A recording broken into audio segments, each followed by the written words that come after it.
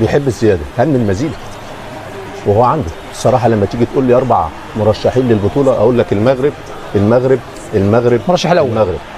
ايوه، عدم النجاح والفوز بالبطوله وانت بتنظمها فشل. عشان نكون صراحه، وهو عارف، وليد عارف النجاحات اللي معموله قبله عامله ضغط عليه، لان في الشارع يقول لك لو ما خدتش البطوله هناك تغيير، والنتائج اللي هتحصل في كاس الامم الافريقيه ليها تاثير على المنتخب المغربي في كاس العالم. بس النجاح كابتن على مستوى المنتخب الاول اللي حدث ما قبل البطوله، هو قائد هذا النجاح، هو مدربهم من قبل كاس العالم. ايوه، انا اديتك فرصتين، كاس الامم السابقه، ايوه، وكاس الامم الحالي. لو ما خدتهمش انا افكر في تغيير، ممكن، لان الشارع طماع. انا قلت لك ان المغرب عنده 3 منتخبات يا محمد، ومش هتقدر ترضي اي حد لان الاختيارات كتيره عديده.